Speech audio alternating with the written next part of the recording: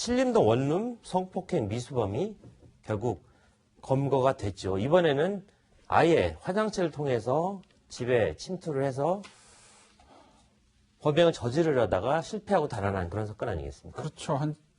새벽에 이제 신림동 원룸에 보면은 화장실 창문을 통해서 들어왔다는 거죠. 그래서 네. 이제 그 피해자가 샤워를 하고 있었는데 그 피해자를 성폭행하려다 실패했습니다. 그래서 이제 미수가 된 거예요. 네. 그래서 이제 피해자가 이제 달아났고 죄송합니다. 그 범인이 달아났고요. 범인이 달아났죠. 네, 피해자가 112를 신고를 해서 이제 결국 이 사람을 찾았는데 결국 이제 잡혔다는 소식이죠.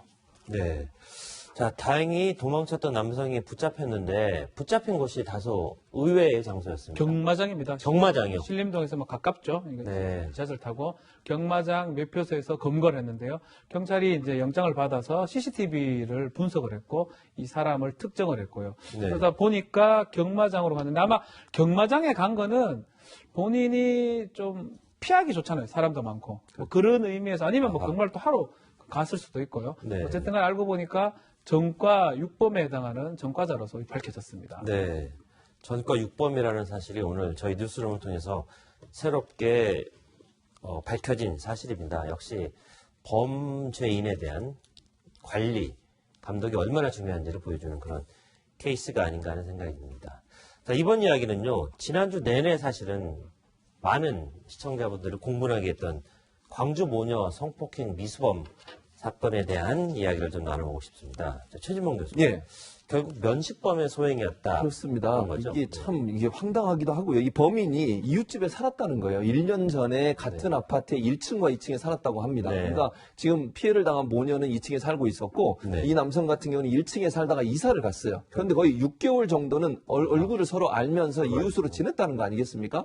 그러다 보니까 이 모녀의 상황을 너무너무 잘 알고 있었던 거예요. 그러니까 아파트 구조도 잘 알고 있고 이 모녀가 두 분만 살고 있는 것도 알고 있었고 그래서 범행 타겟으로 잡았다고 저는 보여지는데 이런 정도로 우리 주변에 이런 사람들이 있을 수도 있잖아요. 사실은 이게 정말 너무너무 무섭고 떨린다는 생각이 드는데 네. 이렇게 면식범들이 범행을 저지르는 경우들이 너무 많아서 우리 주변에 이런 사람도 있다고 하는 부분들을 좀 많이 알리고 또 우리가 사실은 그 성폭행이나 또는 예전에 뭐 성범죄를 저질렀던 사람들의 정보를 제대로 갖지 못하는 경우들이 많이 있잖아요. 네. 또 알 수 없는 상황이 놓이는 경우도 많고 네. 이런 부분들을 좀 잘 알릴 수 있도록 하는 방안을 좀 마련해 줘야 이런 피해를 막을 수 있는. 왜냐하면 이 사람도 이미 성범죄로 전자발찌를 차고 있는 상황이었어요. 네. 그런데 이 사람이 전자발찌를 찬지를 이 모녀는 몰랐을 가능성이 있거든요. 그리고 전자발찌를 찼음에도 불구하고 이런 범행을 저질렀다고 하면 과연 전자발찌를 제대로 관리하고 있었냐 하는 부분에 대한 비난도 있을 수밖에 없는 상황이라는 생각이 듭니다. 네, 전자발찌 관리에 대한 이야기는 잠시 후에 나눠보기로 하고요.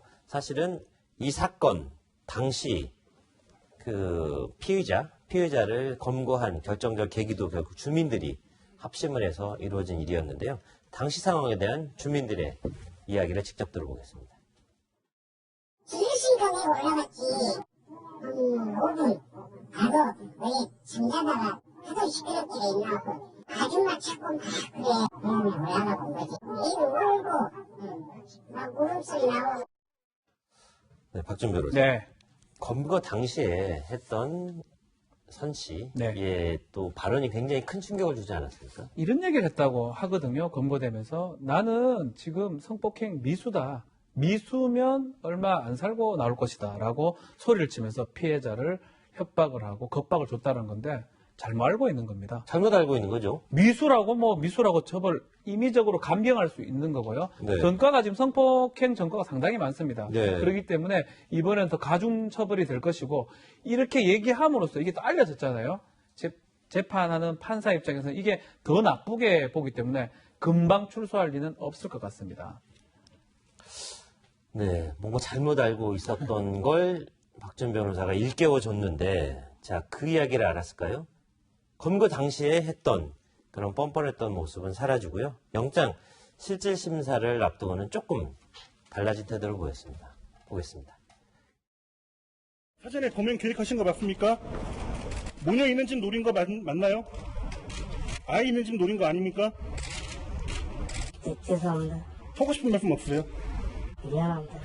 아이한테 미안하지 않으세요? 저렇게 비슷한 범죄가 무한 반복되는 그런 상황 같은 것들은 결국 좀 막아줘야 되지 않겠나. 공권력의 역할이라고 생각이 드는데, 아까 잠깐 얘기를 했지만 전자발찌 제도의 어떤 실효성 문제 이 부분은 계속 지적되는 거 아니겠습니까? 그렇습니다. 어떻게 해야 됩니까 이제? 그러니까 전자발찌 문제가 왜 이게 문제가 되냐면 실제적으로 전자발찌를 차고 있는 사람의 숫자하고 그걸 관리 감독해야 되는 사람의 숫자가 아하. 불균형한 거예요. 그러니까 관리 감독자가 너무 적은 건가요? 거죠. 그러니까 네. 현재 그 전자발찌를 차고 있는 사람의 숫자는 약 한 3,057명 정도 돼요. 3,057명. 그런데 이 그 전자발찌를 차고 있는 사람들을 관리하는 보호관찰관들은 192명이거든요. 90명. 그러니까 이 전체적으로 약 한 명당 뭐 6명 정도? 그 정도, 19.2명이네요. 한 명당 19.2명, 20명 정도를 관리해야 되는 상황이 되거든요. 그러니까 이게 전자발찌를 타고 어디를 움직이거나 끊어버리거나 이랬을 때 제대로 관리가 안 되고 있다는 거죠. 또 잡으러 가려면 경찰 인력이 동원이 돼야 되는데 그만한 충분한 인력이 없다 보니까 결국은 이런 문제가 발생하는 거니까 보호관찰관 인력들을 중원시켜야 되는 부분이 있고 또 하나는 전자발찌로 지금 현재 여러 가지 문제점이 노출되고 있지 않습니까? 이 사람 같은 경우는 전자발찌를 한번 끊은 적도 있어요. 그래가지고 끊어지나요, 근데? 끊어주죠. 그래서 끊어가지고 이 사람이 8개월을 또 살았어요. 그러니까 출소하고 나서 만기 출소해서 성범죄로 만기 출소한 다음에 전자발찌를 차고 있었는데 그걸 끊는 바람에 또 8개월을 더 살았거든요. 가서 감옥을. 그런데도 또 이런 범죄를 저질렀다고 하면 전자발찌 실효성이 과연 있는 거냐 하는 부분에 깊이 우리가 고민해 봐야 되고 법무부는 이 부분을 어떻게 정말 실효성 있는 방안을 만들지 보호관찰관의 인력도 늘려야겠지만 전자발찌 실효성에 대한 검토도 다시 시작해야 되는 게 아닌가 이런 생각이 듭니다. 네. 그 1대1로 맨투맨 마크 하기는 사실은 좀 불가능합니다. 뭐 그런 건 아닐 거고요. 새로운 뭔가 시스템이 있어야 그러니까 된다는 생각이 드네요. 인원수를 늘리는 거는 당장 하기는 어렵다고 보면 뭐 우리 학적 거세라든지 뭐 이런 것들이 얘기가 지금 되고 있거든요. 어느 정도 범죄 개선의 여지가 없다면 이 방어 차원에서 화학적 거세라든지 이런 부분도 이제 좀 적극적으로 좀 검토가 좀 돼야 될 것 같고 특히 이제 당연 뭐 성범죄 알림 서비스, 전자발찌 이걸로 많이 막을 수 있다고 생각했는데 근본적 해결책은 아닌 것 같아요. 그래서 네. 근원적인 어떤 해결책, 아니면 형을 집행유예 말고 좀 강하게 할 수 있는 부분 이런 것까지 전면적으로 조금 검토가 돼야 되지 않을까. 왜냐하면 재범이 너무 많기 때문에 이게 또 네. 문제 같습니다. 범죄인을 처벌하는 것도 굉장히 중요한데 이런 범죄의 대상이 됐던 피해자 또는 잠재적 피해자가 될 수 있는 사람에 대해서 뭔가 치유할 수 있는 그런 부분에 대한 어떤 국가의 역할, 아니면 사법제도의 역할 이런 것들이 필요해 보이는데요. 어떤 게 있을까요, 김태현 변호사? 글쎄, 쉬운 내용은 아닌데요. 네. 근데 이게 잠재적 피의자나, 그러니까 잠재적인 성범죄라 말씀하셨잖아요. 네.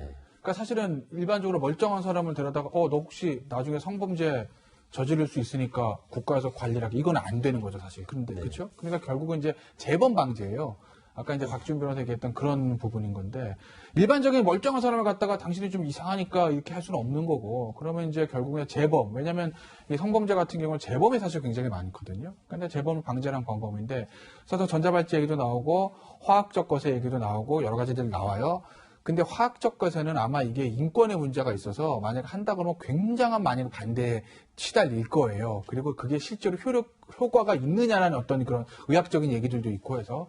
그래서 아마 근본적인 거는 저 구치소 좀 오래 놔둬야 돼요, 사실은. 네. 그러니까 우리가 형량 굉장히 적거든요. 조두순 같은 경우도 한 그런 10년, 12년이잖아요. 물론 조두순 같은 범죄가 지금 이 시점에서 2019년에 벌어졌다고 하면 12년이 아니라 한 25년, 30년까지도 가능한 범죄인데, 그러니까 갈수록 우리나라의 어떤 성범죄에 대한 형량들이 높아지는 것은 사실이지만, 아직까지 미국이나 어떤 구미 선진국에 비해서는 이 성범죄에 대한 형량이 지극히 낮은 것은 사실이죠. 그러니 아마 좀 법원에서 양형 기준을 조금 가중하더라도 이걸 뭐 합의했으니까 풀어주고 이러니까 풀어주고가 아니라 좀 형량을 강화해서 아마 그 구치소나 교도소에 좀 장기간 복역하게 하는 게 그나마 재범을 저는 막을 수 있는 길이라고 봅니다. 전자발찌는요, 끊기도 쉽고 이거 있어도 여러 사람들이 지금 보호관찰관 1대1로 마크가 안 되는 것이기 때문에 실효성에 항상 문제가 있다는 얘기들은 나오고 있는 것이거든요. 네.